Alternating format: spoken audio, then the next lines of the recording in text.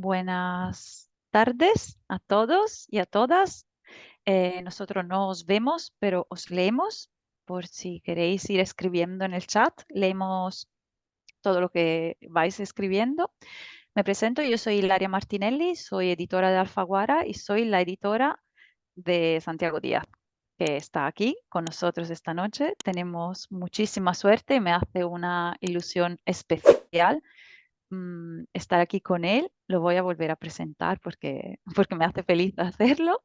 Santiago Díaz es el autor de la exitosísima serie Indira Ramos. Yo empecé a trabajar con él con el primer volumen de la serie y, y este año nos ha sorprendido con una nueva novela, Los Nueve Reinos, en la que ha dado un giro radical al, al tratamiento de su estilo, adentrándose en los derroteros de la negra histórica, del ritmo de negra, de la novela de aventuras. Es autor también de una novela juvenil de Taurus, Salvar la Tierra, con la que ganó un premio. Y bueno, estoy viendo aquí, buenas noches desde Canarias. Bueno, y vamos a hablar mucho de Canarias hoy. Sí. Os animamos a que pongáis las preguntas en el chat, ¿vale? Yo iré leyendo preguntas que tengo aquí. Saludos desde Puebla. Hola. Iré leyendo preguntas que tengo aquí de las que habéis enviado para el autor, pero os animamos que nos comentéis, que nos digáis, que nos contéis de dónde venís, que la gente de Canarias se anime, que nos hace especial ilusión. Y voy a empezar con Santiago con la primera pregunta, que es, ¿qué te resultó más desafiante al escribir sobre una civilización tan desconocida como la Guanche en los Nueve Reinos? Bueno, pues buenas noches, Hilaria. Muchas gracias a todos por estar ahí y es un verdadero placer charlar con todos y como dice Hilaria, cualquier pregunta que tengáis la responderemos. ¿Qué es lo que más desafiante para mí a la hora de escribir? Pues mira, eh, yo esta historia me la encontré por sorpresa totalmente. Es una historia que la encontré sin buscarla, como se encuentran las grandes historias, ¿no? Que es leyendo una noticia en un periódico sobre una momia guanche y la verdad es que yo no tenía ni idea de quién eran los guanches. Sabía que eran los aborígenes canarios, pero no sabía mucho más. Y cuando empecé a escribir, a investigar sobre ello, a leer sobre esta civilización, me encontré con un desafío muy grande que era que había muy poco escrito sobre ellos y todo lo que había se hizo casi un siglo después de la conquista y por cronistas castellanos, con lo cual lo que contaban era bastante partidista en cuanto a su historia, su cultura y demás. Entonces, conseguir un poquito de equilibrio entre lo que se contaba a través de aquellos cronistas y lo que después, años después, contaron a través de los propios canarios, pues encontrar ese equilibrio, intentar ver qué era lo más cercano a la realidad, fue lo que el mayor desafío para mí, lo que más me costó. Pues te preguntan aquí en el chat, Santiago, si no te ha dado vértigo un cambio tan radical de género. Bueno, sí, a ver, sí y no. Os voy a decir porque a mí hay una cosa que sé que la repito cada vez que me ponen un micrófono, una cámara delante, pero es que lo tengo que hacer.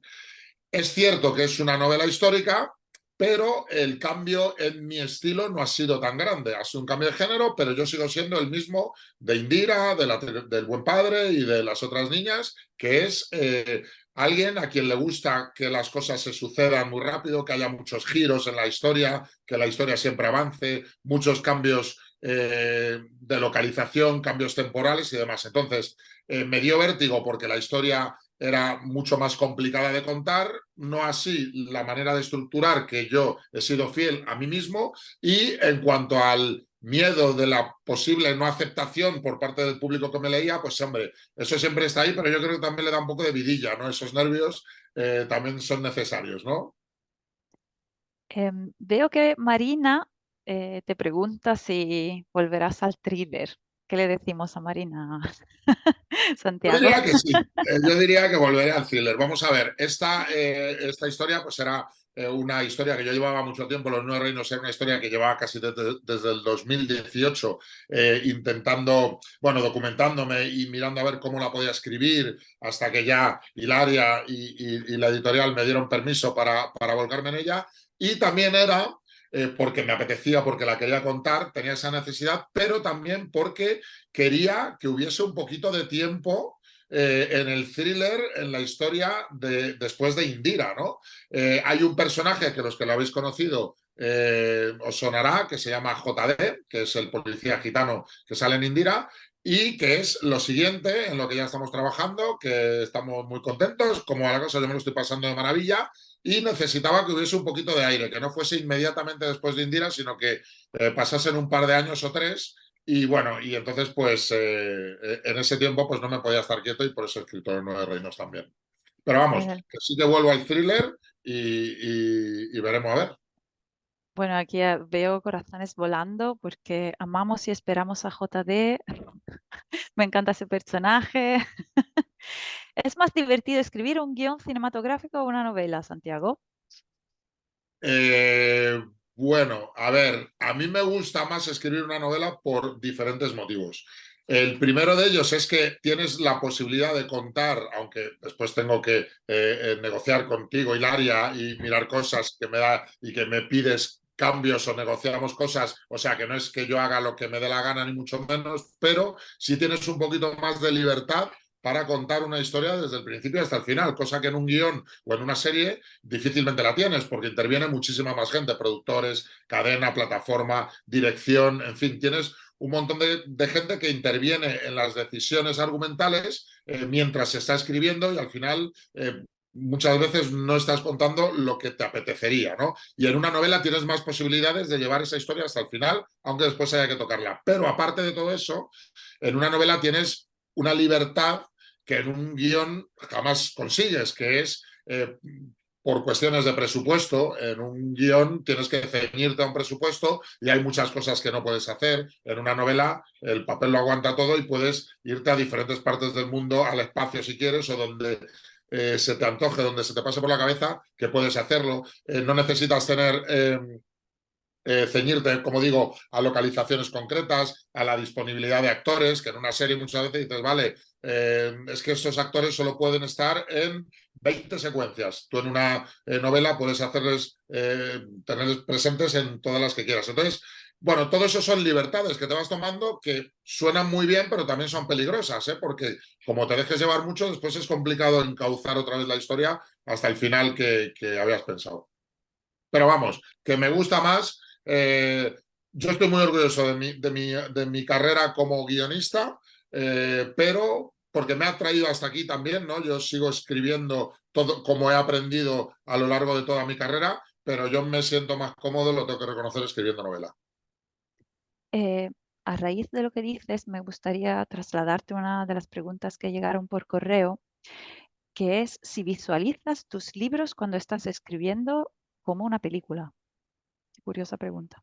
Bueno, a ver, sí, lo visualizo yo, como digo, todo mi aprendizaje en el mundo de la tele es lo que aplico aquí, ¿no? Entonces, en la tele, ahora ya menos, porque se pueden ver las series en plataformas y si te gusta una serie puedes ver 5 capítulos de una sentada y no pasa nada, pero antiguamente era un capítulo semanal y que se emitían abierto en las cadenas, ¿no? Y había cortes publicitarios. Entonces, eh, tú como guionista no sabías dónde iba a estar ese corte y para que la gente no se fuera a otra cadena en esa interrupción por los anuncios, tenías que siempre estar dando giros, siempre dejar las escenas en alto, siempre estar haciendo avanzar la historia. Entonces, todo eso requiere que lo visualices mucho, ¿no? Y todo eso yo también lo aplico a las novelas. Entonces, yo antes de escribir una escena en una novela, sí que me imagino la escena en mi cabeza, me imagino lo que veo alrededor, lo que ven los personajes y después lo describo un poquito. O sea, es una mezcla complicada de explicar, pero sí que me gusta visualizarlo todo bien y eso es lo que muchas veces da pues un relato más audiovisual quizá, ¿no? Claro, normal, ¿no? También estás acostumbrado a trabajar en el medio. Em, a ver. preguntan aquí, en caso de escribir otra novela histórica, ¿en qué época de la historia estaría ambientada? Es que no lo puedo decir porque eso es una cosa que todavía tengo que convencer a Hilaria y estas cosas cuando la tenga más madurita en la cabeza. Vale, pues yo no soy tan difícil de convencer, no sé qué No, estabas pero que digo pensando. que, a ver,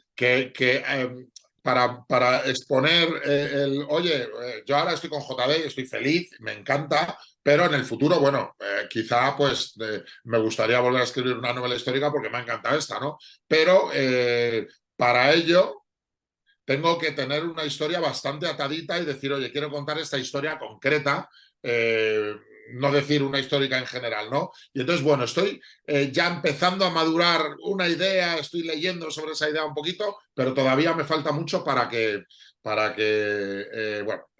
poder contarlo.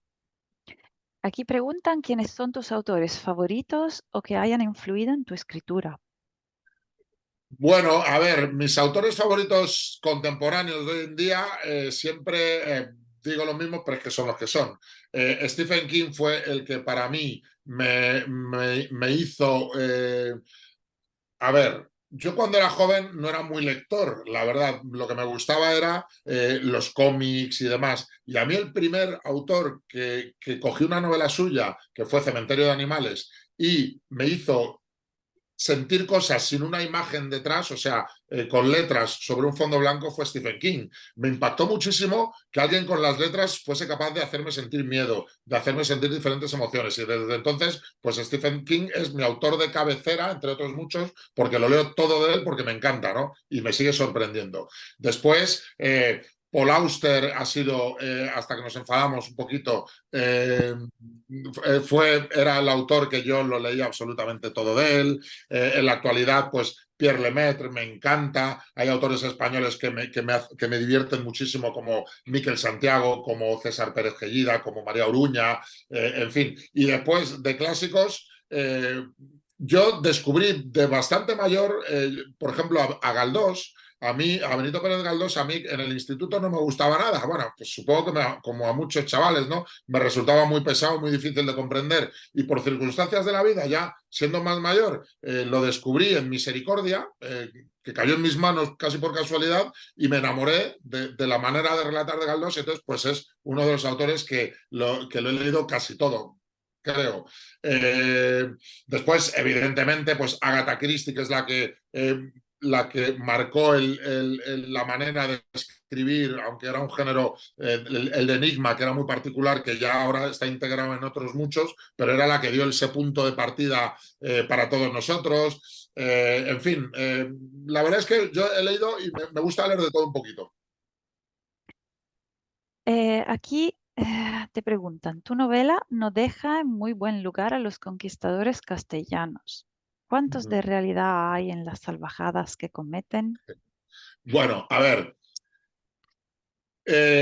yo creo Tema complejo. que claro, a ver, yo creo que juzgar lo que sucedió hace 500 años con el punto de vista de hoy en día es muy complicado, porque siempre dejan mal lugar a todos, tanto a los castellanos como a los guanches, porque es como los guanches hacían sacrificios humanos, entonces no puedes, ellos lo hacían porque el volcán entraba en erupción, pensaban que los dioses los estaban castigando y decían, pues para evitar que nos sigan castigando vamos a ofrecerles sacrificios, y no lo hacían por maldad, sino para salvar al resto de la gente, ¿vale? Entonces, si eso lo analizamos desde el punto de vista de hoy, quedan muy mal parados, ¿no? Porque dices, ostras, tiraban a un niño por un barranco, o a la lava del volcán tiraban animales haciendo esos sacrificios, esas ofrendas, ¿no? Entonces es complicado. En cuanto a la parte castellana, pues lo mismo, si juzgamos con ojos de hoy en día lo que hicieron, pues eran auténticas salvajadas.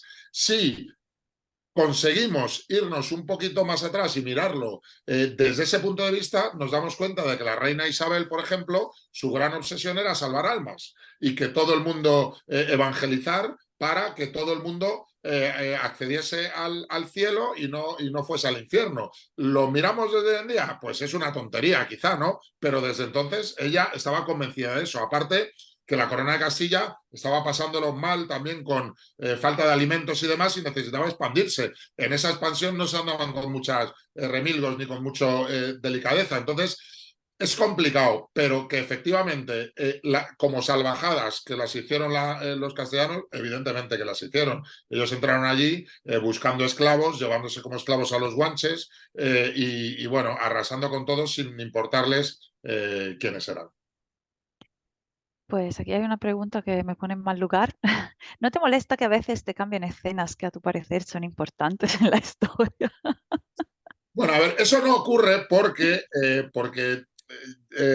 al final nos ponemos de acuerdo, ¿verdad, Hilaria? O sea, hay cosas, o sea, yo creo que nunca me ha sucedido que alguien me quiera cambiar, que Hilaria o María o quien sea me quiera cambiar una escena que yo considero importante, porque si la considero súper importante para el desarrollo de la historia, se lo cuento, digo, oye, me parece por este motivo y se puede variar, se puede, no sé, ha habido algunas escenas en esta novela que con personajes que la leo por ahí, que bueno, que hemos tenido que replantear, bueno, pero nunca eliminar, ni nunca censurar, ni nunca cambiar algo que yo creo necesario para el desarrollo de la historia. Eso de momento no me ha pasado. Espero que nunca me pase, Hilaria. ¿Cómo lo ves? No, yo creo que no va a pasar. Ya hemos tenido, eh, si puedo aportar algo, Sí, ¿no? sí, Aquí claro. como editora hemos tenido desafíos muy grandes con la trilogía Indira, con las otras niñas. No sé si Es recuerdas, verdad. Santiago. Y todos los planteamientos que se han hecho siempre han sido velando por lo mejor para la obra y, por supuesto, siempre pensando en el autor, respetando sus decisiones, pero también protegiendo su integridad como creador, ¿no? Nosotros apoyamos 100% la creatividad y las ideas que tiene Santiago y luego vamos con él modulando algunas partes que igual no es que necesiten una modificación, sino más bien necesitan quizá estar integradas de otra manera en la historia, ¿no? Y creo que estás de acuerdo que el resultado final siempre acaba Sí, no, pero siendo... al final siempre, a ver, yo soy muy peleón, tú lo sabes, Hilaria, yo soy muy peleón, pero ¿por qué? Pues porque Santiago Díaz es muy peleón, soy muy ¿vale? peleón, pero voy a decir por qué, pero Público de después soy esta muy dócil, noche. ¿eh? O sea, yo soy muy peleón inicialmente, pero después lo hago todo, lo que me piden. ¿Por qué? Pues porque eh, tú de repente tienes muy claro, estás trabajando, llevas mucho tiempo trabajando en un desarrollo, tomas unas decisiones que son las mejores y tal, y de repente, cuando viene una visión externa, dices, ostras, no puede ser porque si cambio esto, me cambia todo esto a otro, y entonces como que te desestabiliza mucho lo que piensas, pero después, una vez que lo reposas y lo ves, pues te das cuenta de que la inmensa mayoría de las veces lo mejora el resultado final. Y cuando, aún reposándolo, no lo he pensado así, lo he hablado con Hilaria y al final hemos llegado a un acuerdo. Sí, llegamos a un acuerdo, siempre llegamos a una solución buena para el texto y para él. Me preguntan ay, espera, se me ha ido, desde el ámbito cultural del Corte Inglés de Santander. Todos comentan que es una novela histórica, pero ¿no habrás querido escribir un relato épico? Bueno, sí, yo me encanta una frase que dijo un periodista que dijo, es una novela histórica a ritmo de thriller, ¿vale? Y me encanta porque es así, es una novela histórica porque cuenta una parte de la historia que sucedió, está ficcionada evidentemente, bueno, porque aunque tenga esa base real, es una historia de ficción con la inmensa mayoría de personajes reales, pero también otros ficticios, con los hechos que sucedieron, pero relatados mediante una ficción, pero no deja de ser una novela histórica. Lo que pasa es que, como he dicho al principio, yo he procurado incorporar todas estas cosas que me han funcionado muy bien, no porque hayan funcionado y han llegado a la gente, sino porque es mi manera de escribir, lo que yo he aprendido de hacerlo muy rápido y hacerlo épico, ¿no? Y entonces teniendo, en cuanto a lo épico, es que la historia en sí es épica, la historia que sucedió, entonces pues he procurado exponerlo como yo me la encontré a la hora de documentarme. Hombre, a mí me gustaría aquí apuntar que hay una batalla central en el libro que yo como editora y como lectora considero muy épica, porque es Hay dos, de hecho, dos super Sí, batallas. hay dos super batallas, pero una es la Sí, típica batalla de David y Goliat, que te tiene en vilo hasta el último y estás como participando mucho en ella, ¿no? Y yo creo que ese es uno de los ingredientes que tienen las grandes batallas de la épica griega o incluso de la épica contemporánea, ¿no? Y, vamos, me parece brillante la parte de la batalla. Aquí nombran a Beatriz de Bobadilla. No sé si quieres contar algo, un personaje querido, amado, pero también odiado y despreciado por, por los lectores y las lectoras. Yo creo que incluso es posible que lectores y lectoras tengan una impresión diferente de Beatriz de Bobadilla. ¿Qué opinas, Santiago? Pues mira, a mí Beatriz es un personaje, ahora os cuento un poquito más de ella, pero a mí la gente, el feedback que estoy recibiendo de los lectores es, punto uno, la sorpresa ante algo que desconocían totalmente sobre esta resistencia guanche y la doble sorpresa porque la gente normalmente lo hace y me encanta que lo hagan, que lo hagáis cada vez que tengáis el libro entre las manos, que es que de repente te paras y buscas si esto es verdad o no, o al final de la lectura no, y esa sorpresa, y me encanta que eso les sorprenda, me gusta mucho que se pongan, como leo por ahí, de parte de los guanches, porque bueno, es la visión que yo he querido contar, ¿no? De una resistencia, de una especie de... el Juego de Tronos, ¿no? Que siempre digo, de esos 9 reinos que estaban en guerra entre ellos y después liderados por una especie de Braveheart, ¿no? Que era Bencomo, que surgió para liderar tal. Pero después lo que más me sorprende es que la gente me dice, pero a pesar de que todo eso me ha sorprendido, me ha divertido tal, mi personaje favorito es Beatriz de Bobadilla, ¿no? Y entonces os cuento. La novela, Los 9 reinos, está dividida en 2 líneas temporales. Por una parte, toda la historia de los guanches a través de los ojos de Bencomo, de este líder aborigen que capitaneó las tropas contra los invasores, hasta la guerra. Y en esa misma línea temporal también contamos la parte de los castellanos, que son 3 puntales principalmente, que es la reina Isabel, la que después fue la reina católica, ¿no? Pero yo he querido contar algo diferente a lo que se sabe de esa monarca implacable, sino un poquito más como mujer enamorada de Fernando, traicionada constantemente por él, mujer que sufría por amor y, bueno, a pesar de que también es implacable en todas sus cosas y en la guerra y demás, ¿no? Por otra parte, Alonso Fernández de Lugo, que es el conquistador que elige la reina para enviar a terminar la conquista de las Canarias y luchar contra los guanches. Y después Beatriz de Bobadilla, que es este personaje que a todo el mundo sorprende. Y he de decir que es uno de los personajes más reales que hay en la novela. O sea, que todos tienen una parte de ficción, pero Beatriz de Bobadilla no ha hecho falta casi ficcionarla porque es que era así, ¿no? Entonces era una dama de compañía de la reina, que era tan guapa que la reina, a pesar de que era permisiva con los deslices de Fernando, vio un peligro en ella y decidió quitársela encima enviándola lo más lejos posible, ¿no? Casándola con alguien que estaba en la otra punta del mundo en aquel entonces. Y es en ese momento cuando Beatriz de Bobadilla saca su verdadero carácter, que es la de una mujer aparte de desinhibida, totalmente fogosa, con muchos amantes y todos conocidos por nosotros, que os van a sorprender porque todo eso es real, todo lo que se cuenta en la novela. Era una mujer que su único objetivo era vengarse por esa afrenta, por ese destierro que ella consideraba injusto, y la única manera de vengarse de la persona más poderosa del mundo, que era la reina Isabel, era poniéndose a su altura, consiguiendo ser reina a su vez de las Islas Canarias, ¿no?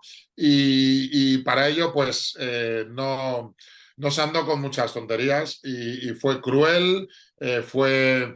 Cuando, a mí me pasa una cosa que hay gente de Canarias aquí que me dará la razón. Cuando en Canarias, en cualquiera de las islas, se nombra a Beatriz de Bobadilla, es como nombrar al diablo. Pero como personaje es fascinante por todos esos matices, por esa maldad, ¿no? Por esa ambición desmedida, por esa desinhibición, tal. A mí me ha encantado. También es uno de mis personajes favoritos, reconozco.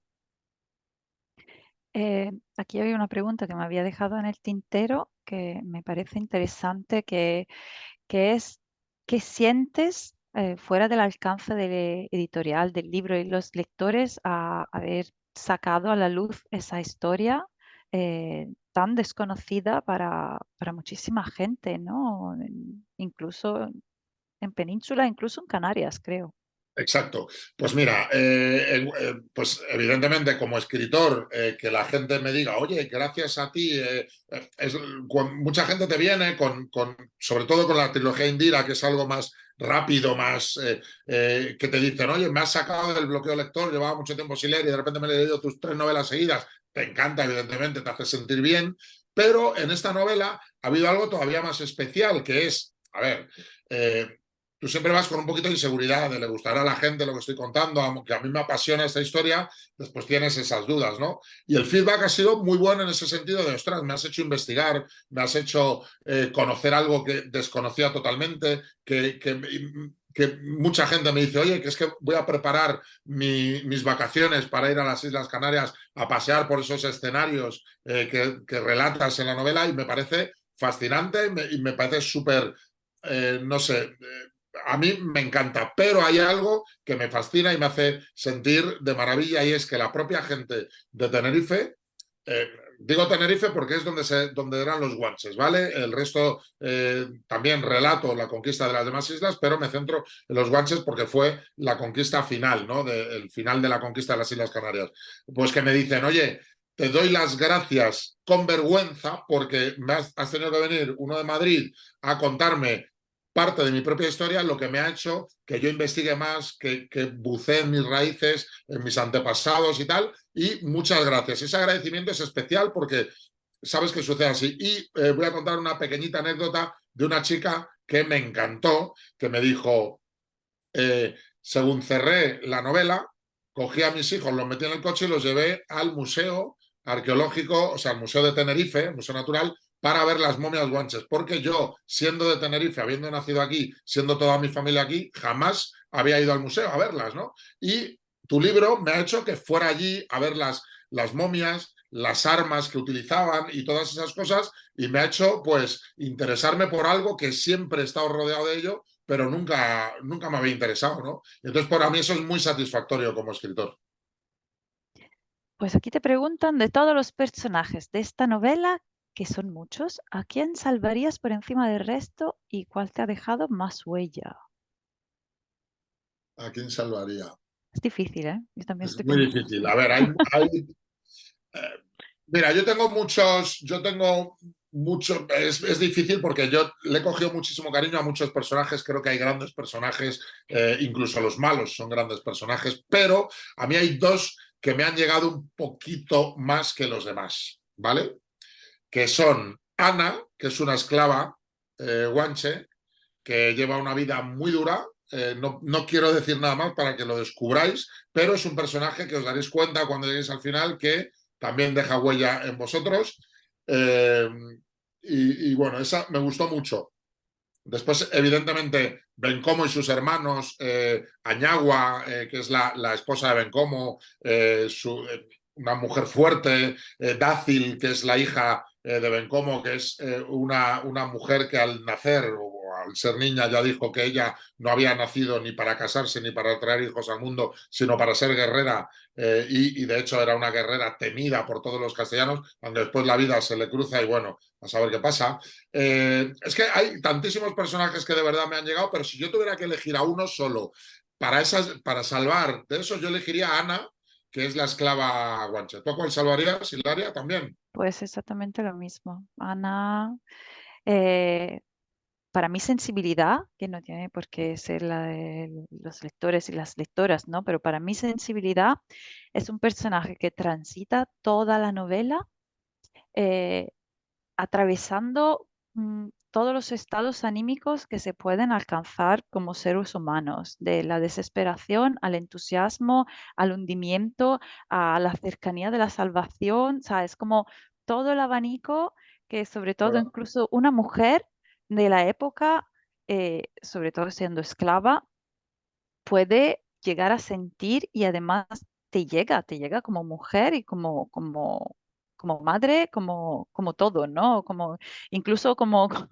como desplazada, porque yo no soy española y vivo en otro país, entonces eh, es un personaje muy completo, muy complejo, que tiene una, como un papel fundamental en la historia. No se ve desde el principio, no se ve llegar el papel tan importante que tiene Es ella. verdad. Parece como que arranca como un personaje secundario, Y después tiene casi una una, importancia total. casi una víctima y se convierte como en la pieza clave de la historia, casi, ¿no? Y llegas a ¿Verdad? ver esos personajes secundarios de las historias y de la gran historia que llegan a tener el papel casi de Bencomo, ¿no?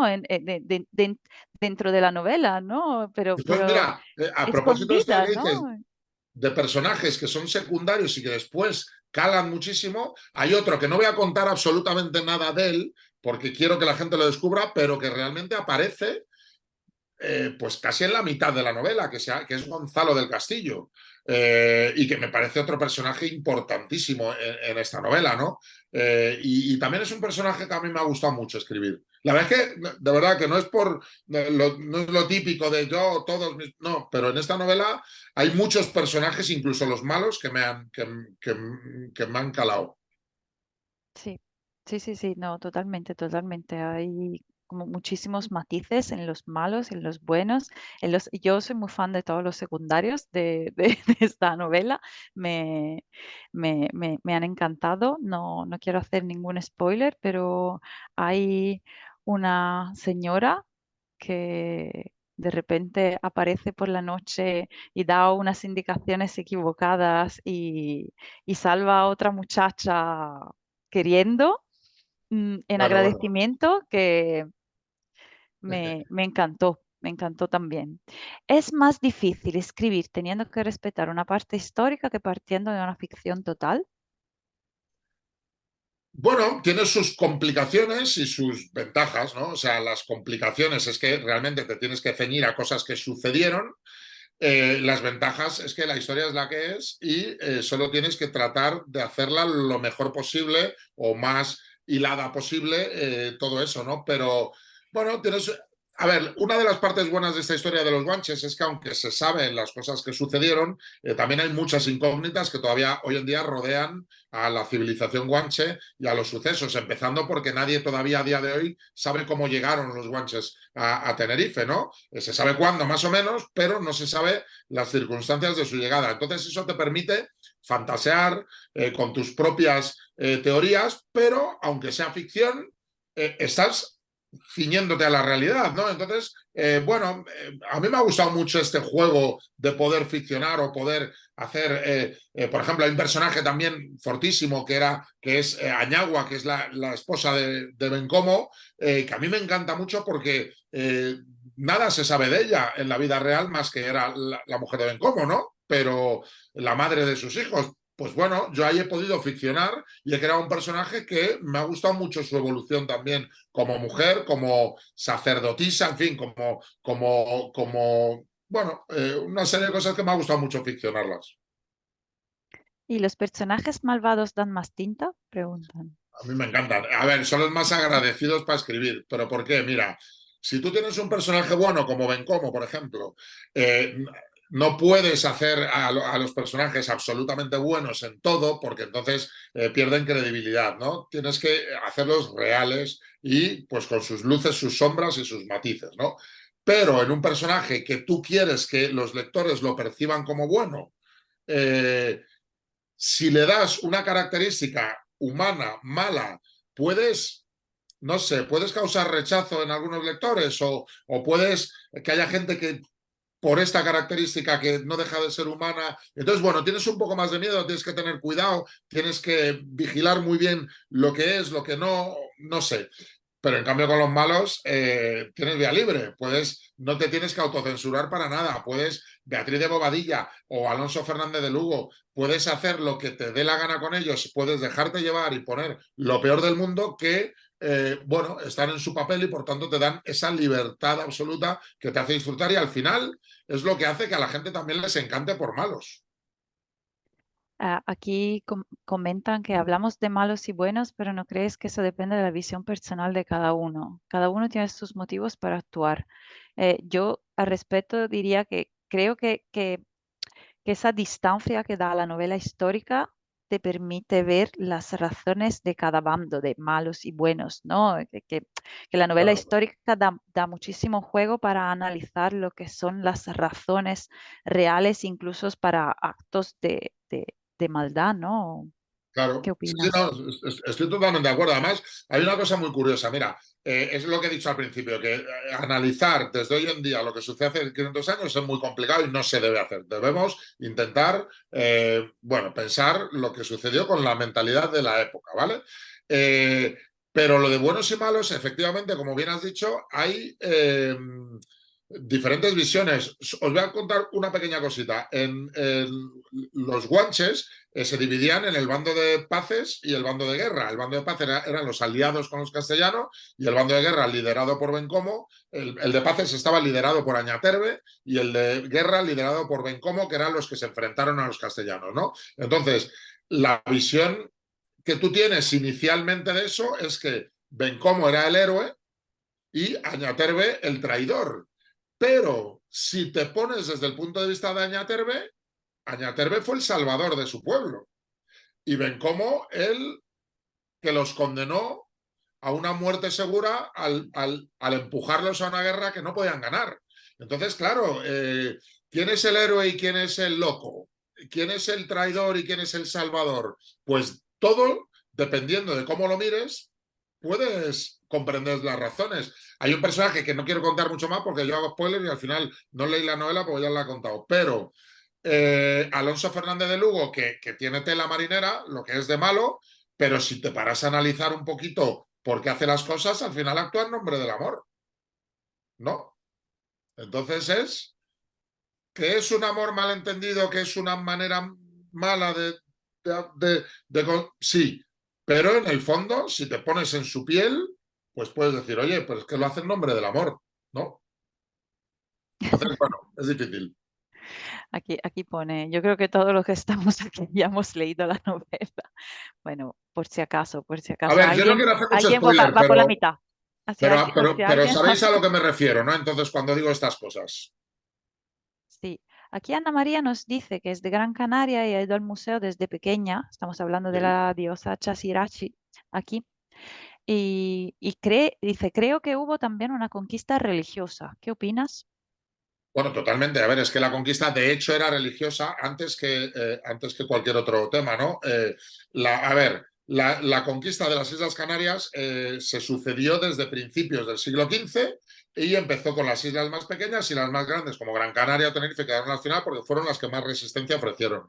Pero la excusa, por así decirlo, para conquistar esas islas inicialmente fue el evangelizar a los aborígenes que había ahí. Por lo tanto, es una conquista religiosa. Es lo que digo que es difícil comprender de hoy en día, pero en aquel entonces la reina Isabel, que procuraba su salvación y la de todo su pueblo, pues hacía súbditos de la corona de Castilla para salvarlos del infierno, ¿no? Entonces, efectivamente, fue una conquista religiosa. ¿Qué ocurre? Que todas esas cosas al final, aunque el propósito, aunque no lo comprendamos, pero aunque el propósito pudiese ser, entre comillas, bueno, después los que van a hacerlo en persona, pues ya son los que se tuercen, ¿no? Y eran los que hacían los trucos de decir, a ver, sí, a todas estas personas las evangelizamos y forman parte de la corona de Castilla, ya no se pueden vender como esclavos porque están protegidas por la reina. Entonces, vamos a evangelizar solo a unos poquitos y el resto los vendemos como esclavos, pues por intereses personales, ¿no? Y eso es lo que sucedió. Y eso es lo que es la parte salvaje y maligna del ser humano y de esos conquistadores, pero bueno, también iban por su interés personal, ¿no? Y una vez que ya se conquista o que tiene ese objetivo religioso, que sin duda fue lo que los impulsó, porque las Islas Canarias son volcánicas y no tenían metales, o sea, no había oro que traer ni cosas de esas, solo había esclavos y madera, posibles esclavos y madera, pero una vez que se descubre América en 1492 ya pasan a formar parte de una estrategia viajera, por así decirlo, porque era una etapa intermedia entre Castilla, entre Europa y América, que era muy importante poder tenerlas controladas pues para esos viajes de conquista o de traer oro. Pero claro, ahí es en ese momento cuando los reyes de Castilla que quieren tener el control de esas islas, pues es cuando se encuentran con la resistencia Guanche por una parte, Gran Canaria de la otra, que Gran Canaria también ofreció muchísima resistencia y aquí está lo mismo que decía antes de los buenos, los malos, depende cómo lo mires. Había el rey de Gran Canaria, se llamaba Tenésor Semidán, ¿vale? Ofreció resistencia a los castellanos, a Alonso Fernández de Lugo, mucha resistencia, luchó con valor y demás, hasta que le capturan y le llevan al reino de Castilla, ¿no? Y él en ese viaje se da cuenta, claro, le llevan, pasa por Sevilla, atraviesa todo Castilla hasta llegar a Valladolid, a la corte, y se da cuenta de que es imposible que ganen a esa gente que tienen muchas más armas, que tienen mucho más avances y que son muchos más, y es cuando se deja bautizar y se le bautiza como Fernando Guanarteme, que a los canarios les sonará.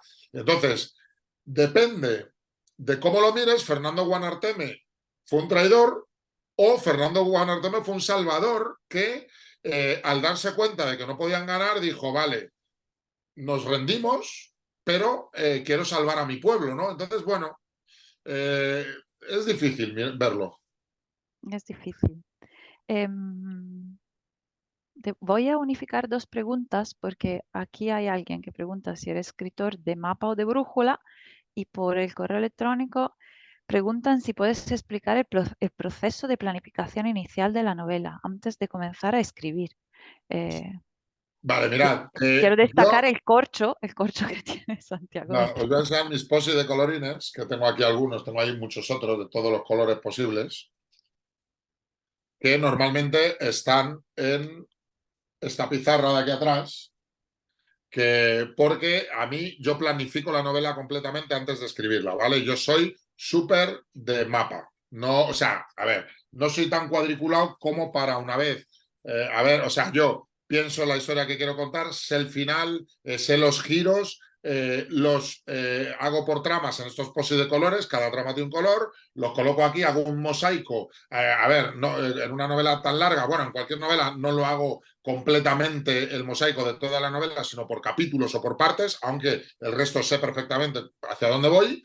Y después, una vez que tengo ese mosaico, que tengo la estructura hecha, que sé lo que me funciona y lo que no, es cuando lo traslado al papel y ahí es cuando me dejo llevar un poquito más por la brújula. O sea, quiero decir, tengo el mapa claro, sé hacia dónde voy, pero de repente a la hora de escribir una escena, pues surgen personajes que no me esperaba, surgen situaciones que no son las mismas que están en el corcho porque me divierten más, surgen detalles que te hacen llevarlo hacia otro lado la historia, pero siempre con ese mapa que hay que seguir, el mapa del tesoro, ¿no? Entonces, soy de mapa 100%, aunque no tan cuadriculado como para no dejarme fluir cuando estoy escribiéndolo. Y también te preguntan, ¿desde cuándo fuiste consciente de que querías ser escritor? Pues desde... Jolín, no, a ver, yo de joven era profesor de educación física y jugador de baloncesto, o sea, yo me dedicaba a eso, fijaos. Y en uno de estos veranos que a mí me gustaba mucho leer y me gustaban mucho las series y las pelis y tal, pero como simplemente espectador, ¿no? O lector. Y en uno de estos veranos que yo tenía vacaciones desde junio hasta septiembre, sin un duro en el bolsillo, nada, sin dinero para irme de vacaciones, se me presentaron 3 meses por delante que dije yo, ¿y qué hago en estos 3 meses para no morirme de aburrimiento y de calor, ¿no? Y como podía haber hecho una maqueta de un barco, lo que se me ocurrió fue escribir un guión. No sé por qué, o sea, fue una cosa que me surgió así. Y escribí ese guión durante ese verano y al terminar el verano, pues lo mandé a las productoras que encontraba por ahí, que entonces no había internet, tal, o sea, era vía correo, vía imprimirlo todo y las mandé a todas las productoras, ya volví a trabajar y pues en octubre o en noviembre de ese año me llamó una de las productoras que le había gustado el guión, que me lo quería comprar los derechos y que me ofrecía trabajo en una serie. Entonces, pues yo pues me quedé como descolocado porque jamás se me hubiera pasado por la cabeza eso. Entonces me fui a comprar todas las los libros que había de guión y ya ahí empecé a ser guionista y entonces estuve durante 30 años, casi 25, hasta que mi hermano Jorge, que a muchos lo conoceréis porque forma parte de Carmen Mola, ¿no? Pero antes de ser Carmen Mola, él ya había escrito 4 o 5 novelas suyas, pues me dijo un día, tío, tienes que escribir tu propia novela. Y yo no me veía capacitado, pero ya me puso el gusanillo y es como escribí Talión, que fue mi primera novela. Y bueno, y ahí fue ya cuando, no es que decidiese que quería ser escritor, pero fue cuando descubrí todas esas ventajas que me ofrecía la escritura en cuanto a libertad, para contar la historia a mi manera, en cuanto a no estar atado con presupuestos y demás, y fue cuando descubrí que disfrutaba muchísimo y que intentaría poder dedicarme a ello. Pero bueno, decidir que quiero ser escritor es que eso yo no sé si se decide, eso escribes y ya vas viendo cómo vienen dadas, no sé, no sé.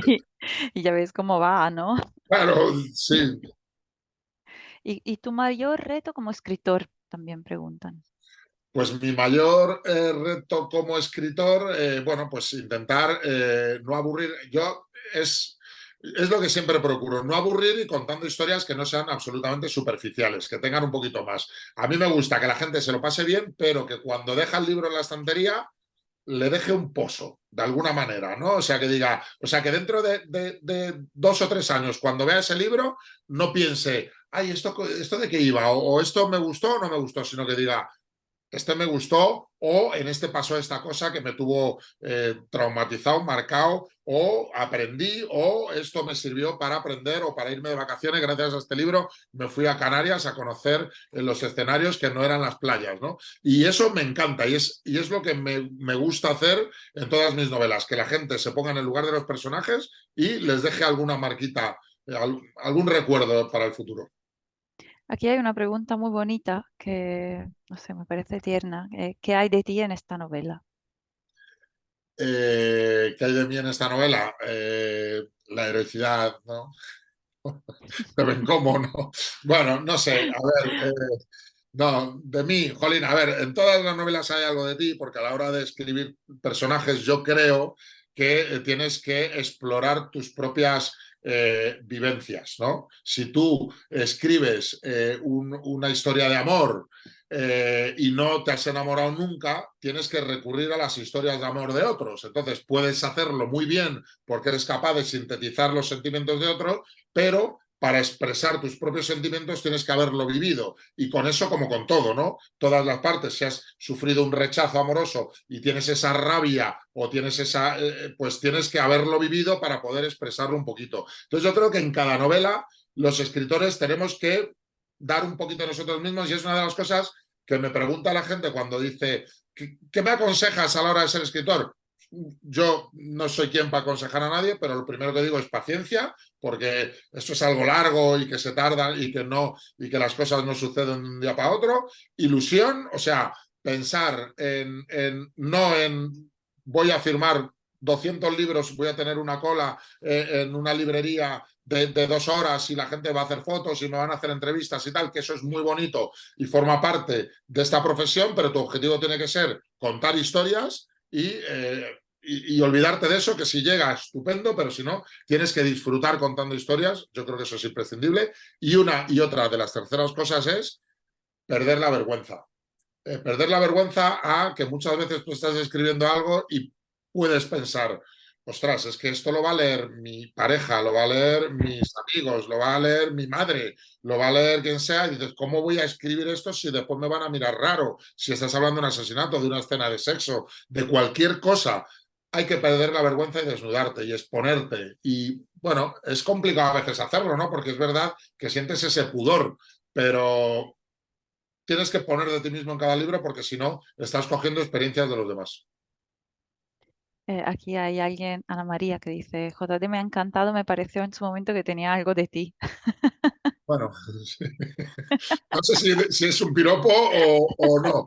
Yo creo que es un JD, piropo, ¿eh? sí, Porque a mí JD también es uno a de todos los nos encanta personajes. JD.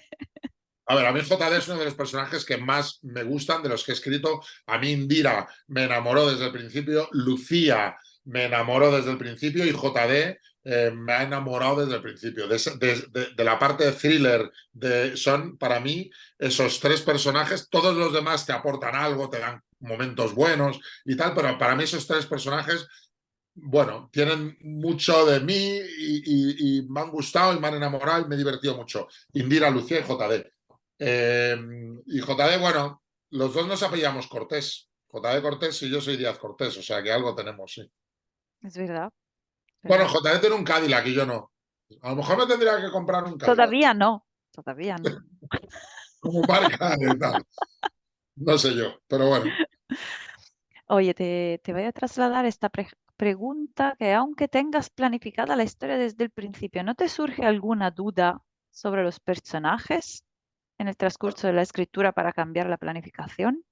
Totalmente, sí, sí, es lo que yo digo, que yo tengo esa planificación porque necesito una guía hacia dónde ir y cómo ir y no desviarme de mi objetivo, que es llegar aquí en las escenas que creo que hacen que la historia sea dinámica y que ocurran las cosas. Pero hay muchas veces que personajes que no te esperas te dan algo y que al final adquieren importancia. Que hay un suceso que no se te ocurría y que estás escribiéndolo y se te ocurre y que te hace cambiar toda esa planificación, pero siempre con la guía. Es como, por ejemplo, si eh, para mí es como construirte una casa diciendo, venga, que venga el camión de ladrillos, empezamos a poner ladrillos y a ver para dónde va. Pues creo que, o al menos en mi caso, creo que sería un desastre.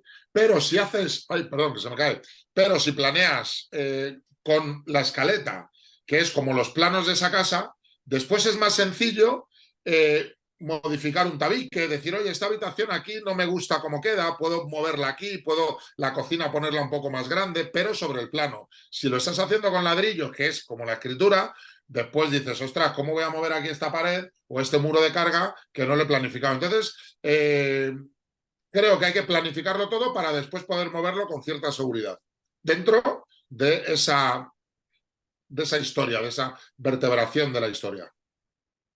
Voy a unificar dos preguntas que creo que son muy interesantes, que una es si el final de la novela obedece a un intento de querer dejar en tablas a los dos ejércitos y otra que me envían por correo electrónico es ¿por qué crees que se ha silenciado tanto la conquista de Canarias? Vale, bueno, en cuanto a la primera, es que ahí nos metemos en spoilers totales, pero yo cuento las cosas como sucedieron.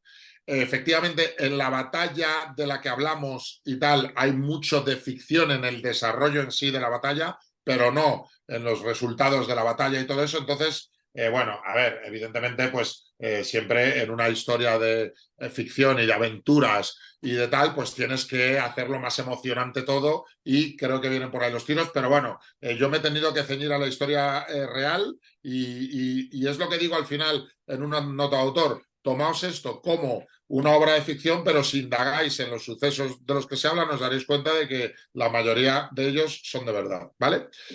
Y la otra pregunta era lo de, ¿cuál era? ¿Por qué se ha silenciado tanto la Ah, conquista de vale. Canarias? Bueno, hay diferentes motivos por los que se ha silenciado tanto. Empecemos por un motivo que es que quedó eclipsado por otros hechos que sucedieron en la época que tuvieron muchísima más relevancia. A ver, la conquista de Canarias en general sucedió desde principios del siglo XV, pero la conquista de Tenerife, el final de la conquista de las Islas Canarias, sucedió en la última década del siglo XV, entre 1490 aproximadamente, es un poco más adelante, en el 94, pero a lo largo de esa década ya empezó a prepararse el asalto final a Tenerife y a los Guanches, ¿no? Entre 1490 y 1500 aproximadamente. Pensad la cantidad de cosas que sucedieron ahí. El descubrimiento de América, la reconquista de Granada, la Inquisición con Tomás de Torquemada, los reyes católicos, el paso de la Edad Media a la Edad Moderna con un montón de avances científicos y médicos y demás. Entonces, todas esas cosas hicieron que esta historia quedase un poquito eclipsada. No por pequeña, pero sí porque pasaron muchas cosas. Después, a ver, después ha habido, pues durante la dictadura, en Canarias, pues no se permitía mucho, no sé cómo decirlo, ¿no? Pero no se permitía mucho pensar en el pasado porque todo lo sucedido desde 1492, o sea, todo lo sucedido antes se consideraba como herejía, no era, o sea, todo lo que había ahí, como no era bajo la fe católica, pues se consideraba como que no existía prácticamente. Entonces se empezó a contar desde que se les conquistó y se les evangelizó a todos los guanches, ¿no? Entonces, claro, entonces la historia anterior quedó desaparecida de toda memoria prácticamente, ¿no? Y se cuenta a partir de que la sangre guanche se mezcla con la sangre castellana, portuguesa, genovesa, italiana, con quien sea, ¿no? Entonces, bueno, por eso ha quedado un poquito silenciado. Pero yo creo que por fortuna las generaciones, mi generación, allí pues no tienen ni idea mucha gente de lo que sucedió ni de quiénes eran los guanches, pero las nuevas generaciones desde hace ya unas pocas ya saben, estudian en los institutos, en los colegios, entonces se le está dando mucha más voz a toda esta historia. Veo por correo electrónico que hay mucha gente preguntando cuánto has tardado en escribir Los Nueve Reinos, desde que tuviste la idea hasta A ver, claro, terminaste. a ver, yo desde que tuve la idea fue principios de 2018, finales de 2017, que es cuando empecé a leer sobre guanches, que dije yo, anda, eso, y me empezó a sorprender porque yo pensaba que eran tribus absolutamente primitivas y de repente empecé a descubrir, pues eso, que no se sabe cómo llegan, que su religión en torno a un volcán que ellos consideraban que era la boca del infierno, todas esas cosas me empezó a gustar, la división en reinos, las guerras internas, bueno, todo eso me empezó a gustar mucho, pero lo hacía como un poco casi por ocio, porque en todo ese tiempo escribí la trilogía de Indira, por ejemplo, escribí series, escribí alguna peli, escribí Taurus, en fin, pero cada rato que tenía libre volvía a la documentación, más que documentación era la investigación de un mundo que me apasionó y que encontraba un montón de matices, ¿no? O sea que desde 2018, pero no volcaba en ello, sino cuando podía, con las otras novelas y con el trabajo, siempre volvía a ello. Y lo que es la escritura en sí, yo creo, Hilaria, que fue que empecé con ella cuando terminé el manuscrito de Indira, ¿verdad? Que Sí, fue 2023, por así decirlo, ¿no? O sí, sea, bueno, todo sí, 2023, quizá. fin, sí, O sea, lo que es la fin, escritura en sí, ya cogiendo todo final, aquello que tenía. A ver, porque claro. entonces, claro, en todos esos años, desde 2018, yo todas las cosas que se me iban ocurriendo y tal las apuntaba. Tengo una carpeta en mi ordenador con documentos que después me iban a servir. Empecé a esbozar una historia que quería contar, la historia de Elena, que es la otra trama paralela en el tiempo, que es de una esclava que en la Valencia de principios del 16, cuando están las Germanías, que son las revueltas comerciantes porque estaban asediados por piratas, impuestos, peste y demás, pues se revuelven y montan una que no veas. Y quería contar la historia de esa Elena, que era otra esclava que huye y es una especie de road movie ambientada en el siglo XVI de alguien perseguido que atraviesa toda la península para llegar a su destino y bueno, y todas esas historias pues las iba, decía que por qué pueblos van a pasar, entonces yo cogía y me iba de vacaciones o me iba de fin de semana a uno de esos pueblos a enterarme de, bueno, de lo que había pasado aquí en el siglo XVI, ¿no? Y de esas cosas, pues toda esa documentación, pues fue lo que me llevó después en el principios de 2023, ya con el beneplácito de Hilaria, de María de la editorial, sentarme a escribir ya lo que es la historia. Sí, yo creo que fue un año, ¿no? De Sí, escritura, la escritura documentación en sí, no, yo mucho creo que sí. más, pero sí, un año de escritura en sí. Sí. Bueno, nos queda un minuto. Hay, hay gente que vuelve a preguntar si volverás al thriller policíaco. Volveré Eh, con JD, volverá con JD. Eh, con bueno, Lucía. y con Lucía hay mucha gente manifestando su amor a Indira, JD. Bueno, tengo en el correo, queremos que vuelva Indira, ¿se puede hacer algo para que aparezca de nuevo? Bueno, nunca se sabe, oye. Nunca se Nunca sabe, se sabe. nunca se sabe. Y a mí me gustaría dar las gracias a todas las personas que han participado en esta charla, que han sido muchas, han sido muchísimas preguntas. Yo no, o sea, casi no daba abasto a leer todo lo que me preguntaban por aquí, las que tenían el correo electrónico. Y ha sido una charla genial, un montón de preguntas estupenda. Santiago ha contestado, creo, a todo lo que nos ha dado tiempo tratar. Es verdad que Lo que pasa es que, claro, como yo me enrollo también, claro, pero bueno, en fin.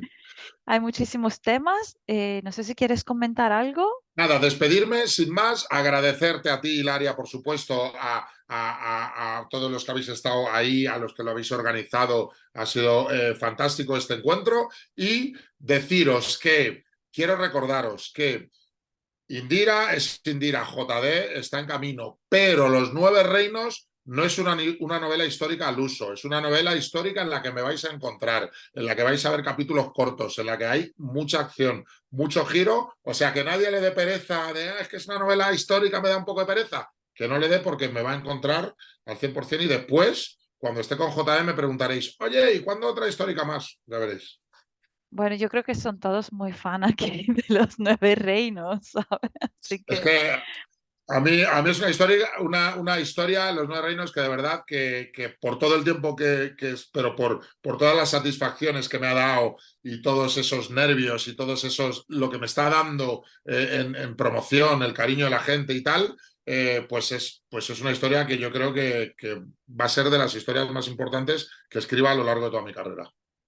pues muchísimas gracias, Santiago. Muchísimas gracias a todos, a todas. Y nada, a seguir leyendo a Santiago Díaz y a contar los días que faltan para JD. Yo la primera. Muchas gracias a todos. Hilaria, hasta pronto. Adiós.